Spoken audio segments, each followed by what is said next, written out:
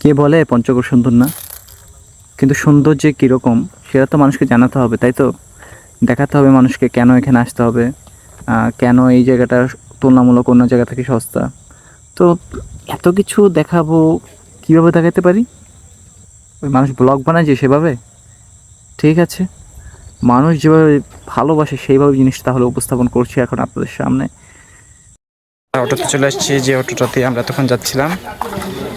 হ্যাঁ, ফাইন। আসসালামু আলাইকুম, আমি মোহাম্মদ শরীফুল ইসলাম। স্বাগতম আপনাকে পঞ্চগড়ের দ্বিতীয় ব্লগে। ঠিক 9:15 পঞ্চগড় স্টেশনে নামার পরে আমরা যথারীতি রক মিউজিয়াম দেখে বের হয়ে এসেছি। এখন আমাদের প্রথম গন্তব্য হচ্ছে ইকো পার্কে, যেটা জেলা প্রশাসক ইকো পার্ক পঞ্চগড় নামে পরিচিত। শুরুতে আমাদের সূর্যমুখী ফুলের শুভেচ্ছা। এটা পার্কের একটা সৌন্দর্য, বিশেষ সৌন্দর্য। তারপরে আমরা টিকিট কাটলাম জনপ্রতি। এইখানে টিকিট কাটার পরে আমরা টিকিটের মূল্য অবশ্যই আপনাদেরকে সামনে বলছি। সো আমরা ইকো পার্কে প্রবেশ করেছি। ইকো পার্কে আমরা দেখতে চাচ্ছি যে কীরকম এটা সুন্দর, বা এর নৈসর্গিক যে সৌন্দর্যটা আছে।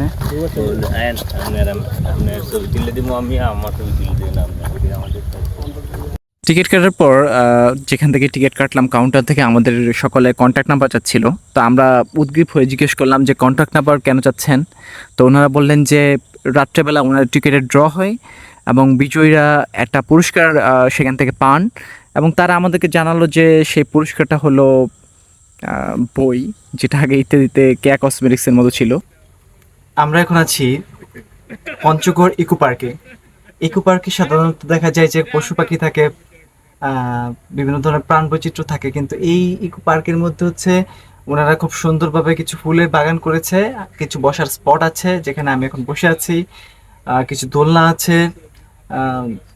এছাড়া হচ্ছে এখানে কোনো প্রাণের অস্তিত্ব আমরা দেখি নেই, যেগুলো হচ্ছে বা বাঘ বা সরীসৃপ জাতীয় কোনো কিছু প্রাণী টানি। ঘুরলে এখানে আসলে 30 টাকার মতো টিকিট আপনাদের প্রয়োজন পড়বে। জায়গাটা সুন্দর, but you will not have any animal surrounding that place. So আমাদের বয়স বাড়ে সার্টিফিকেটে, কিন্তু আমাদের শৈশবের সময়টা আমাদের মনে মনেই আমাদের সাথে বসবাস করে। তাই তো উঠে পড়লাম এরকম বাচ্চাদের গাড়িতে। বলেন তো, এত বড় মানুষ এরকম গাড়িতে কত বেমানান লাগছে। আচ্ছা, বেশি হাহারি একদিন না কিন্তু এটা দেখে। যাই হোক, সময় তখন ছিল 11টার মতো। তাই এত গরম পড়ছে যে যে গরমে একদম শরীর জ্বালাপাড়া করতেছিল। বেশিক্ষণ ইকো পার্কে আমরা অবস্থান করতে পারছিলাম না, কারণ ইকো পার্কের মধ্যে খুব বেশি ছায়া নাই, যত্র মানে কোনো বড় টড় গাছ নাই। কিছু রেস্টরুম আছে, আরেকটা মরা সুইমিং পুলও আছে। আমরা গিয়ে দেখি এটা পরিষ্কার করতেছে। এটার মধ্যে যদি পানি না থাকে আর এই দুপুরবেলা যদি গোসলে না করা যায়, তাহলে এটা থাইকে কী লাভ। আর আমাদের গ্রুপের এক ভাই ইকো পার্কের মধ্যে একটা আম গাছ দেখছে, একটা না বহুগুলো আম গাছে, এবং পুরো পঞ্চগড় থেকে তেঁতুলিয়া পর্যন্ত অনেক আমের বাগান আছে। তো আমাদের ওই ভাই ওই আমগুলোর দিকে তাকায় একবার বলে ফেললেন যে এই 30 টাকা তো উসুল করতে হবে, তো আম খাবো কি না। পরে যাই হোক, আমরা লোভকে সংবরণ করছি, সব জায়গায় লোভ করা যাবে না। মাঝে মাঝে মনে হয় যে পঞ্চগড়ে মানুষ কি বেশি দোলনা পছন্দ করে কিনা, যে এত বয়স্ক মানুষের জন্য একটু পরে পরে দোলনা দোলনা। তবে এইখানে ভাই বেশিক্ষণ আরও কেন থাকতে পারি নাই, এই সামনে দেখি যে কিছু বসার জায়গাটায় আছে, ওইখানে কাপড়রা আসতেছে। তবে দিন শেষে কথা হলো, আমি আপনাদেরকে ইকো পার্ক কি রিকমেন্ড করবো কিনা।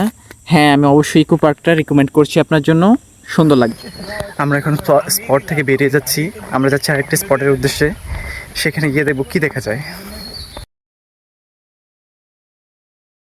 আমরা এখন কাঠের ব্রিজে যাচ্ছি, একদম স্ট্রেট আমি আপনাদেরকে নিয়ে যাচ্ছি। পঞ্চগড় করতোয়া নদীর তীরে অবস্থিত। করতোয়া নদী একটি প্রায় মৃত নদী। এই নদীর উপরে মির করে চমৎকার একটি স্থাপনা হলো কাঠের ব্রিজ। কাঠের ব্রিজে প্রবেশ করতে আপনাকে কিছু টাকা, সেখানে প্রবেশ মূল্য রয়েছে, সেটা দিতে হয়। তারপরে হচ্ছে আপনি সোজা কাঠের ব্রিজ দিয়ে চলে যাবেন। এই দুর্বল নরম সরম স্ট্রাকচারটা এতটাও দুর্বল নয়, এটার মধ্য দিয়ে বাইক চলাচল করে। তবে এখানেও কিছু রেগুলেশনস আছে। তবে সময় হয়েছে আপনাদেরকে কিছু মজার কথা বলা। আমার টিম মেম্বাররা ডেফিনেটলি আমার কাছে ইমপ্রেস না। তারা আশা করেছিল যে আমি আমার ডিভাইস দিয়ে তাদেরকে অনেক সুন্দর সুন্দর পোর্ট্রেট ইমেজ, ল্যান্ডস্কেপ ইমেজ তাদেরকে তুলে দেব, কিন্তু যেহেতু আমি ব্লগিং করছি আমি সেই সুযোগটা পাচ্ছি না। তো তারা তাই আমার প্রতি ডেফিনেটলি অখুশি, এবং এই কারণে তারা আমাকে রেখে রেখে সব জায়গায় চলে যাচ্ছে। বাট অ্যাজ এ ব্লগার আমাকে অবশ্যই আস্তে আস্তে যে কোনো সিনারি দেখে দেখে তারপরে এগোতে হচ্ছিল। তো এই দৃশ্যটি হলো করতোয়া নদীর ঠিক মাঝখানে, যেখানে বাচ্চারা খেলা করছিল, গোসল করতেছে দুপুরবেলা, খুবই আরামের দৃশ্য। তো তারই পাশে একটা বাস্তব জীবনের চিত্র। এক চাচা, তিনি হচ্ছে নদীর তলদেশ থেকে, এটা ভাই তলদেশ বলতে কি এই আপনি খুব বেশি গভীরতা নাই, মানে 3-4 ফিট হবে। তো ওইখান থেকে উনি পাথর তুলতেছেন, পাথর এই যে উনি ডুব দিচ্ছেন, ডুব দিয়ে তারপরে হচ্ছে উনি ওইখান থেকে উঠে একটা জালের মাধ্যমে, আপনারা দেখতে পাচ্ছেন নিশ্চয়ই যে উনি কিছু একটা ক্যারি করে নিয়ে আসতেছে, এটা একটা ছোট জাল। সেই জালটা দিয়ে উনি ওই পাথরগুলোকে মাঝখান থেকে ক্যারি করে ওই উনার ডিঙি নৌকাতে সেটা উঠাচ্ছেন। আমার মনে হয় পরে ওনার এই পাথরগুলো বিক্রি করে দেন, অবশ্যই বিক্রি করেন, তা না হলে অবশ্যই কেউ এত হাড় ভাঙা পরিশ্রম করবেন না। তো আমি অনেককে জিজ্ঞেস করেছিলাম যে করতোয়া নদীতে কী ধরনের মাছ পাওয়া যায়, তো ওনারা বললেন যে করতোয়া নদীতে খুব বেশি মাছ নাই, যদিও কিছু মাছ পাওয়া যায়, সেটা ছোট প্রজাতির মাছ। আমার একটা অন্যতম ইচ্ছা হলো মানুষকে সঠিক কথা এবং সত্য তথ্য তুলে ধরা। পঞ্চগড়ে ঘুরতে গিয়ে আমি খেয়াল করেছি পঞ্চগড়ে খুব বেশি মানুষ থাকে না, মানে আমাদের নরসিংদীতে যেরকম ঘনবসতি, পঞ্চগড়ে তার 4 ভাগের 1 ভাগও পাবে কিনা সেটা একটা সন্দেহ আছে। মাইলের পর মাইল ভুট্টা ক্ষেত, এরকম করতোয়া নদীর পাশের স্থিরচিত্র, ঘরবাড়ি খুব কমই দেখা যায়, এবং সেখানকার মানুষ যথেষ্ট সহজ সরল। আমরা ঘুরতে এসে সেটা অনুধাবন করেছি। মিরগড় ব্রিজের ঠিক বিপরীত প্রান্তেই আমরা একজন ভাইয়ের সাথে কথা বলছিলাম। তো উনি আমাদেরকে জানালেন যে এই এলাকার মানুষের জন্য এই কাঠের ব্রিজটা আসলেই কিছুটা দুর্ভোগ। ওনারা সঠিক পন্থায় বা সঠিক পরিমাণ মালামাল এখান দিয়ে ক্যারি করতে পারেন না, যার ফলে ওনাদের অনেক কষ্ট হয়।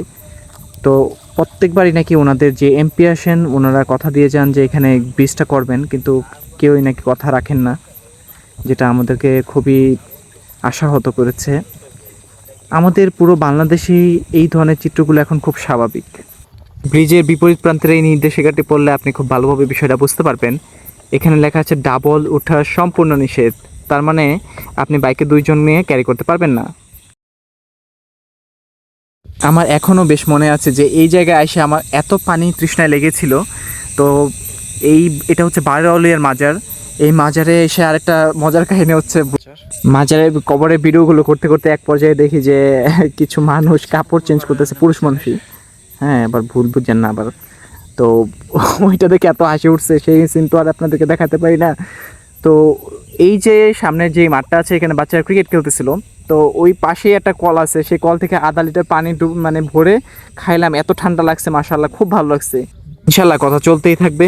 তৃতীয় পর্ব দেখার আমন্ত্রণ জানাচ্ছি, সামনে দেখা হচ্ছে। আসসালামু আলাইকুম।